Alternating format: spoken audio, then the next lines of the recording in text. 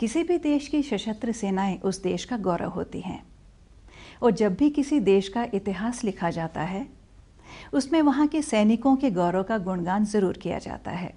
भला क्यों ना हो। जब हम अपने अपने घरों में अपने परिवार के साथ चैन की नींद सो रहे होते हैं तो यही सैनिक हमारी सीमाओं की चौकसी करते हैं। जब सीमाओं पर जंग छिड़ती है तो हमारे हज़ारों जवान शहीद होते हैं। जब कहीं आंतरिक सुरक्षा की बात आती है तब भी हमारे जवानों को देखकर हम लोगों में आत्मविश्वास आता है। जब ये जवान अपनी नौकरी ख़त्म करके अपने अपने घर जाते हैं तो इनका जीवन कैसा होता है और उनके लिए क्या क्या चैलेंजेस होते हैं। हाल ही में मीडिया में एक बात बार बार सुनने को आई कि सैनिक 1 रैंक 1 पेंशन की डिमांड करते हैं। ये 1 रैंक 1 पेंशन क्या है, इस पर चर्चा करने के लिए आज हमारे पास हैं मेजर जनरल सतवीर सिंह। आप चेयरमैन हैं इंडियन एक्स सर्विसमैन मूवमेंट के। मेजर जनरल सतवीर सिंह साहब, आज के ख़ास मुलाकात प्रोग्राम में आपका स्वागत है। धन्यवाद। सबसे पहले मैं आपका अभिनंदन करती हूँ, नमन करती हूँ, आपको कॉन्ग्रेचुलेट करना चाहती हूँ कि आपने अपने जीवन के 36-37 साल देश की सेवा को दिए। अपने इस अनुभव के बारे में आप कुछ कहना चाहेंगे? अगर मेरे इस प्रोफेशन के बारे में आने के बारे में आप पूछ रहे हैं तो मैं ये कहूँगा कि ज़िंदगी मिलती रहे मार मार के मुझको बार बार और मैं होता रहूँ हर बार कुर्बाने वतन। तो ये मेरी पूरी पीढ़ियों में है। मैं चौथी पुश्त थी जो फौज में आई और मेरा बेटा 5वीं। तो शुरू से ही पंजाब के एक छोटे से गांव में पैदा हुआ। बड़ा होकर मेरे फादर साहब भी आर्मी से, टेरिटोरियल आर्मी से ताल्लुक़ रखते रहे, पर रेलवे के अंदर थे। और हमें पढ़ाई करके मैं सबसे बड़ा बेटा हूँ और मेरे और 4 भाई हैं, 1 बहन। हम शुरू से ही मेरे अंदर ये था कि मैं अपने पूर्वजों की तरह फौज में जाऊँ। तो 1962 में मैं एनडीए के लिए सिलेक्ट हो गया और 66 में मुझे कमीशन मिला। और इस दौरान तकरीबन जैसे आपने बोला 36 साल कुछ महीने देश की इस बहुत अच्छा और सबसे जो उन्नत प्रोफेशन है, प्रोफेशन ऑफ आर्म्स की, एक फ़ौज के अंदर मौका मिले किसी को सिपाही बनने का, तो वो मिला। मैं अपने आप को खुशकिस्मत समझता हूँ। 2003 में हम फ़ौज से रिटायर हो गए। ये एक बहुत मैं ये कहूँगा कि ये मौका हर देशवासी को मिले, बहुत अच्छा जीवन निकला, जिसमें 71 की लड़ाई में भी हमने हिस्सा लिया। मैं पुंछ सेक्टर में था और बहुत घमसान युद्ध में मौका मिला लेने का। और इसके बाद कई और ऐसे जगह पे जैसे इंसर्जेंसी है नॉर्थ ईस्ट में, JNK में, उसमें भी मौका मिला। 4 ऐसे इंस्टीट्यूशन है जहाँ पे मैं इंस्ट्रक्टर के तौर पर रहा। और मैं ये समझता हूँ कि सिपाहियत का जीवन एक बहुत उन्नत जीवन है और सबको मिले। पिछले दिनों मीडिया में जो हम 1 रैंक 1 पेंशन, जिससे कि आप बहुत लंबे समय से जुड़े हुए हैं, उसके बारे में बहुत सुन रहे हैं और ये भी देख रहे हैं कि सैनिकों में एक निराशा की लहर जो है इन दिनों में चल रही है। तो इस मूवमेंट के बारे में आप हमें कुछ बताएं। जब ये 2006-07 में छठा पे वेतन का जो काम चल रहा था, तो 2008 के नज़दीक तकरीबन 2007 के बाद जब इसकी रिपोर्ट आने का ये हमें पता चला कि आएगी, क्योंकि हमारा इस पे वेतन में कोई फ़ौज का कोई भी नुमाइंदा नहीं था, तो हम सब सोच रहे थे कि क्या फ़ौज के साथ फिर ऐसा ना हो जाए जैसे बाकी तीसरे, चौथे, 5वें पे वेतन ने हमें पिछाड़ा है और कुछ इनजस्टिस करे थे। तो हमने ये मन में सोचा कि अगर ऐसा तो नहीं हो जाएगा। हमारी जो ये 28 फरवरी 2008 को जब ये पे वेतन छठा अनाउंस हुआ, तो उस वक़्त हमें पता चला कि फिर से फ़ौज के साथ काफ़ी बेइंसाफ़ी हुई है। जो आप कह रहे हैं नाइंसाफ़ी हुई है, ये नाइंसाफ़ी क्या है? हाँ, ये एक तो हमारा जो एक फ़ौज भिन्न है। अगर आप देखिए कि एक ऐसा प्रोफेशन है जिसको देश की इंटेग्रिटी और सॉवरेंटी मिलने का कॉन्स्टिट्यूशन से ये टास्क मिला हुआ है, जबकि दूसरे फौजें या हमारी CPOs हैं, बाकी के पुलिस ऑर्गेनाइजेशन, उनका है इंटरनल लॉ एंड ऑर्डर। तो ये जो ऐसा भिन्न प्रोफेशन है तो भिन्न ही स्ट्रक्चर किया जाता है और भिन्न मौके के ऊपर उनको उसको हर तरह से उसको रखा जाता है। 1947 के बाद हमारा पे और पेंशन्स और स्टेटस वो कहीं ऊपर था और बाद में ज़्यादा था कंपेयर टू सिविलियन एम्प्लॉयज़। लेकिन ये हर पे कमीशन के बाद हमारा स्टेटस भी डाउन होता रहा और हमारा पे एंड अलाउंसेस भी डाउन होते रहे। तो उस वजह से जैसे एक सिंपल से कि पहले जो एक परसेंटेज था वो बहुत ज़्यादा था, फिर बहुत कम हो गया, और जब छठे पे वेतन का ये आना था तो हम सब ने सोचा कि हमें इसके बारे में विचार करना है। अगर उन्होंने इंसाफ नहीं किया तो हमें फिर एक बार सरकार को इकट्ठे होकर सब मिल जाए। 2009 में जब इलेक्शंस होने वाले थे तो आडवाणी जी ने ये वादा किया था कि अगर उनकी गवर्नमेंट आएगी तो आपकी ये मांगें स्वीकार कर ली जाएंगी, लेकिन वो चला गया। यूपीए गवर्नमेंट में भी इसको काफ़ी सीरियसली लिया गया और शायद उन्होंने कोई पार्लियामेंट्री कमेटी भी मीटिंग भी बिठाई जिन्होंने उसको पास कर दिया, लेकिन कुछ नहीं हुआ। अब फिर से जब इलेक्शंस हुए तो मोदी जी ने शायद रेवाड़ी में एक सर्विसमैन की रैली में ये अनाउंस किया था कि उनकी गवर्नमेंट आएगी तो आपकी मांगें स्वीकार हो जाएंगी, और उन्होंने साइचिन में शायद सैनिकों के साथ दिवाली मनाते हुए भी इस बात को दोहराया था। लेकिन अब तक कुछ भी नहीं हुआ, तो ये कुछ क्यों नहीं हो रहा? हर्डल्स क्या है? रेणु जी, ये बिल्कुल आप ठीक कह रहे हैं। इनफैक्ट जब ये आडवाणी जी आए थे उस वक्त भी हम एक जंतर मंतर पे बैठे थे। तो वो आप जंतर मंतर पे जहाँ हम 4 महीने तक ये मुहिम चला रहे थे 2009 में। तो 2008 में जैसे मैंने आपको पहले बताया कि हमने सब ने सोचा और इकट्ठे हो गए, और पहली बार 27 अप्रैल 2008 को ये हमने शुरू किया, और वो उस वक़्त उसी वक़्त ये दिसंबर 2008 में शुरू किया और 12 अप्रैल 2009 तक चलता रहा। तो उसके बीच में आडवाणी जी आए थे और उन्होंने ये ठीक बोला, इन्होंने कहा था कि अगर उनकी सरकार आती है तो 1 रैंक 1 पेंशन शीघ्र ही शीघ्र, मतलब 100 दिन के अंदर अंदर वो हमको दे देंगे।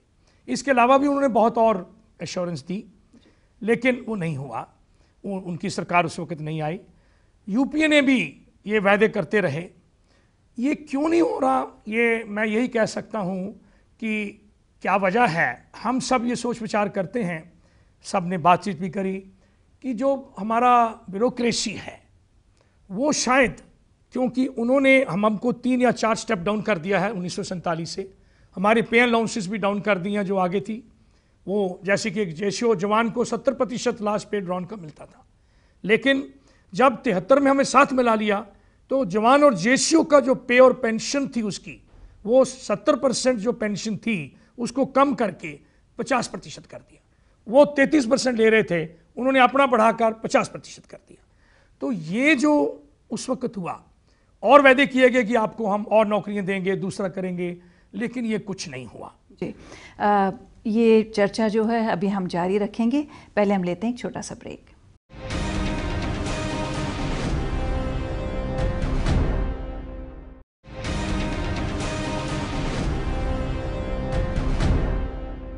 खास मुलाकात प्रोग्राम में आपका फिर से स्वागत है।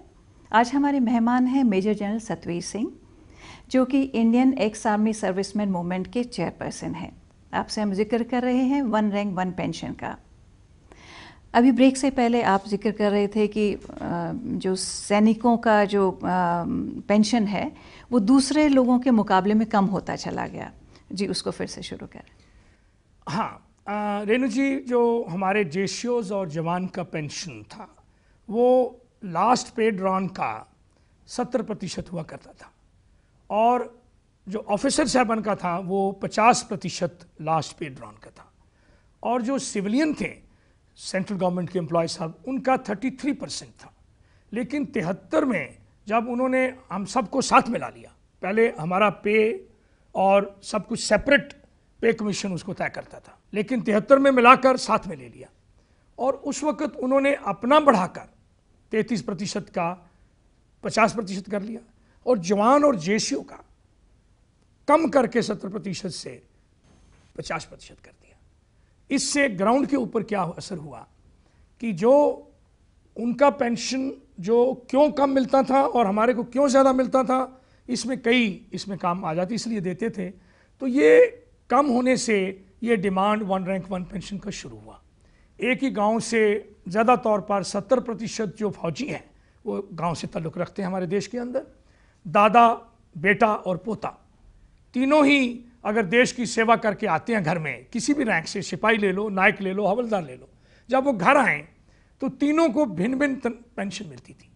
दादे को बहुत कम, पिताजी को थोड़ी सी ज़्यादा और बेटे को उससे थोड़ी सी ज़्यादा, लेकिन एज कंपेयर टू सिविलियन तीनों को बहुत कम। ये पहले अगर इस प्रोफेशन को देखते हुए वो पेंशनें तय की गई, अभी उसको कम करने का मेरे हिसाब से, हमारे हिसाब से, हम सब फौजी के हिसाब से ये सोचने लगे कि कहीं ना कहीं हमारे साथ ही अन्याय हो रहा है। उस वक्त कुछ वायदे किए गए कि ये जब आपको कम कर रहे हैं तो हम आपको अश्योर्ड कैरियर देंगे, दूसरा 60 साल तक आपको दूसरी सेवाओं में नौकरी देंगे। वो ग्राउंड पे नहीं हुआ। विद द रिजल्ट ये 50% रह गया, उनका बढ़ के 50% हो गया। फ़र्क बहुत होता रहा। गांव में ये सिमरिंग डिसकंटेंटमेंट आती रही। ये जो रोष है कि ये फौजी के साथ सेवा इतनी करने के बाद, देश के लिए कुर्बानियाँ देने के बाद हमारे साथ न्याय क्यों नहीं, तो ये बात होती रही। तो ये गांव के सारे जो हमारे फौजी हैं ज़्यादा तौर पर, आगे जो उनके बेटे जो फौज में आने लगे, तो ये कहीं ना कहीं तब से ये डिमांड शुरू है और ये फ़र्क है इसमें। इस फ़र्क को लेकर 1982 से ही 81 से ये मुहिम चालू हो गई। पहले जैसा आपने बताया कि गाँव से काफ़ी लोग फ़ौज में जाते थे और धीरे धीरे ये नोटिस में भी आ रहा है कि लोगों का जो इंक्लिनेशन है फ़ौज में जाने का, चाहे वो सैनिकों के जवानों के लेवल पे हो चाहे अफसरों के लेवल पे हो, अभी दिनों दिन कम होता चला जा रहा है। तो आपको लगता है कि उसमें से एक कारण ये हो सकता है उसका?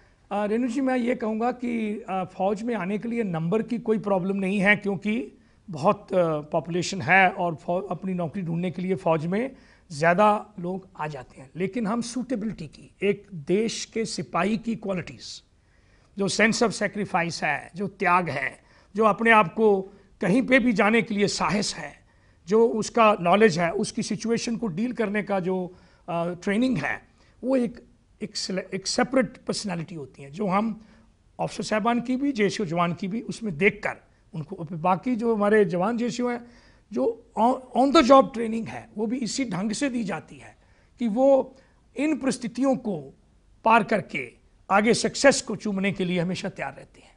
तो कमी आने की नहीं है, कमी सूटेबिलिटी की है। आप लोग एक बहुत ही व्यापक आंदोलन राजधानी दिल्ली में करने जा रहे हैं, तो ये क्या आंदोलन है, उसमें आप लोग क्या करने वाले हैं? रेणु जी, ये आंदोलन तो 2008 में शुरू किया था और ये मूवमेंट जिससे हम मैं ताल्लुक़ रखता हूँ, इंडियन एक्स सर्विसमैन मूवमेंट।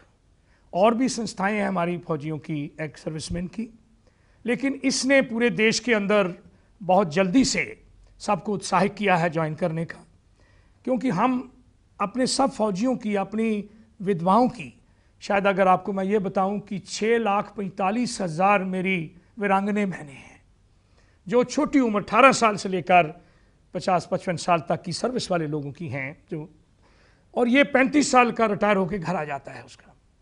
अभी ये जो मेरी विधवा बहन है, इतनी तादाद में है, फौज से ही जो ताल्लुक़ रखती हैं 6,45,000, और 24 लाख हमारे फौजी जो एक्स सर्विसमैन हैं जो रिटायर्ड, और तकरीबन 60,000 फौजी हर साल रिटायर हो जाते हैं, और 15 लाख की जो सर्विंग फौज है हमारे ही बच्चे हैं।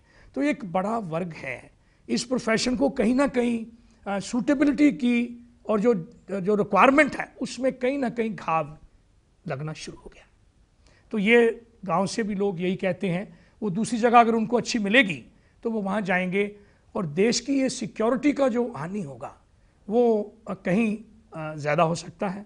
और ये पुरानी उदाहरण है कि अगर कौटल्या ने अपने बादशाह को कहा था, ओ द किंग ऑफ मागधा, कि अगर जिस दिन एक सिपाही को आपसे अपनी ज़रूरतों की डिमांड करनी पड़ी, उस दिन आप राजा कहलाने के लायक नहीं हैं।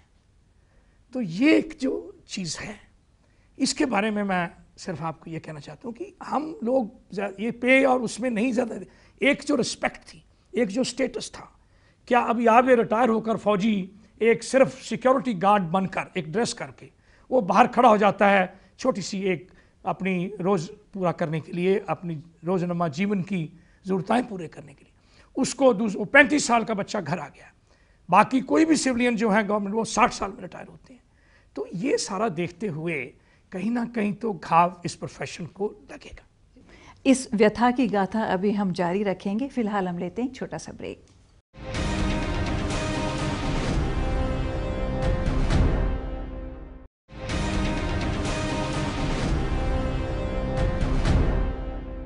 खास मुलाकात प्रोग्राम में आपका फिर से स्वागत है। आज हमारे मेहमान हैं इंडियन एक्स सर्विसमैन मूवमेंट के leader major general Satvir Singh ji. General साहब, ब्रेक से पहले हम बात कर रहे थे कि आज 14 तारीख को जो हमारा ये मुहिम होने वाला है, उसमें आप लोग क्या करने वाले हैं और इससे क्या स्थितियां क्या किस तरीके से बदलेंगी? ये जैसे रेणु जी मैं बात कर रहा था पहले कि ये सारा काफ़ी देर चला, बीच में एनडीए गवर्नमेंट ने हमें बताया कि हम इसको ज़रूर देंगे, जो अभी तक नहीं हुआ। तो सब ने मिल के पहली बार, आगे हम अकेले और कुछ लोग, कुछ और फौजी हमारे साथ आ जाते थे, लेकिन पहली बार हमारी आवाज़ से हमने जब सबको बोला, दूसरी जो हमारी फौजी संस्थाएं हैं वो भी उनको बोला भी आओ सारे मिलके देशवासियों को भी बताएं कि हमारे साथ ये अन्याय क्यों हो रहा है, और सरकार को भी बताएं कि आपने अश्योरेंस दी थी उसको पूरा नहीं किया। ये बिल्कुल सिंपल है। और दूसरा है, जैसे जैसे रेट बढ़ेंगे वो ऑटोमेटिकली पिछड़े फौजियों को दे दिया जाएगा। अभी बहुत अंतर है। जैसे कि आप देखिए 2006 से जो पहला रिटायर एक फौजी है और वो 17 साल नौकरी करके घर में आया है और वो पेंशन ले रहा है 5,996 रुपये सिर्फ बेसिक, और जो 2014 को रिटायर हुआ है उसकी पेंशन है 7,605 रुपया बेसिक। एक तो ये है फ़र्क, और इसके अंदर अगर डीए लगाने के बाद 113% तो डिफरेंस बहुत ज़्यादा आ जाता है। और हमारी जो वीरांगने बहनें हैं, विडोज़, नो, उनको सिर्फ 3,500 रुपया मिलता है बेसिक। आप ये देखो, एक तो उसका जो मेन सोर्स था इनकम का वो चला गया, देश के लिए निछावर कर दिया गया। फिर एक सिर्फ बेसिक 3,500 एक विडो की, और ये 2012 को विडोज को शामिल ही नहीं किया गया। हमने पूछा, या 2009 में भी इंक्रीज करी, उनको शामिल नहीं किया गया। हमने पूछा ये क्यों? कहते हैं जी क्योंकि उनको अभी लागू नहीं है, उनके तो हस्बैंड अभी नहीं हैं, तो उनको तो ये फिक्स कर दिया गया। तो एक तो उनकी पेंशन बहुत कम, और उनको मजबूर होना पड़ता है हमारी जवान गांव की बच्चियों को जो 18 साल से लेकर 50 साल, जैसे मैंने पहले बताया। तो ये एक बहुत नॉट ओनली ये एक स्टेटस और उसका एक इज्जत का सवाल है, एक फौज की सिपाही की इज्जत का सवाल है। तो ये अभी तक उन्होंने नहीं किया, इसलिए हम 14 तारीख को फिर डिसाइड किया कि हम ये मुहिम जारी रखेंगे। 14 तारीख को दिल्ली के अंदर पूरे देश के सिपाही, हम सब ऑफिसर जेसीओ जवान, हम जंतर मंतर पे एक रैली करेंगे और पूरे देश से लोग आएंगे और उनके नुमाइंदे भी आएंगे। और 15 तारीख से सुबह 9 बजे से 50 डिफरेंट स्टेट्स में और सिटीज़ के अंदर हम रिले हंगर स्ट्राइक करेंगे। जाहिर है कि सैनिकों में बहुत असंतोष है इस बात का, और अभी आने वाले समय में कुछ स्टेट्स में इलेक्शंस भी होने वाले हैं। तो आपको लगता है कि इससे उन इलेक्शंस के ऊपर कुछ फ़र्क पड़ेगा? रेणु जी, फ़र्क ज़रूर पड़ता है और पड़ा भी है। और जैसे मैंने आपको बताया कि फौजी नंबर बेशक कम हो, लेकिन हम गांव में ओपिनियन मेकर्स हैं। अगर एक भी फौज का एक जवान गांव में रहता है तो सारे जाके पूछते हैं छुट्टी में भी फौजी आ गया, या उससे सलाह ले आओ। तो ओपिनियन मेकर्स हम पूरे देश के लिए हैं। आपने देखा होगा कि ये कुछ तब्दीलियां आई हैं पिछले इलेक्शन में। ये क्यों आई? क्योंकि जो यहाँ के सैनिक और सैनिक परिवारों ने एनडीए गवर्नमेंट बीजेपी को specially as a group support किया था, क्योंकि उन्होंने वादा किए थे, बाकियों ने नहीं किए थे। आप क्या सोचते हैं कि सरकार के आगे ऐसी क्या मजबूरी है, क्यों ऐसा नहीं हो पा रहा है? रेणु जी, मैं इसका सवाल पर्सनली पूरे तौर पर तो नहीं दे पाऊंगा, प्रधानमंत्री जी ही बता सकते हैं, या रक्षा मंत्री जी, या हमारे वित्त मंत्री बता सकते हैं। आपसे बातचीत करके जो सैनिकों की व्यथा है, जो उनकी परेशानी है, उम्मीद करती हूँ कि हमारे देश की जनता तक भी पहुँची है। आपको बहुत बहुत शुभकामनाएं इस मुहिम के लिए और इस अभियान के लिए जो आप आगे चलाने जा रहे हैं। धन्यवाद रेणु जी। मैं पूरे देशवासियों को यही बोलूँगा कि ये पुराने सिपाही भी हमेशा तैयार हैं अपनी जान की आहुति देने के लिए अगर देश को ज़रूरत पड़ेगी। ये सिर्फ एक इज्जत और जो इंसाफ का एक कहना है और इसको जल्दी से जल्दी सरकार लागू करे, यही हमारी एक प्रार्थना है। Thank you. आज की खास मुलाकात में इतना ही।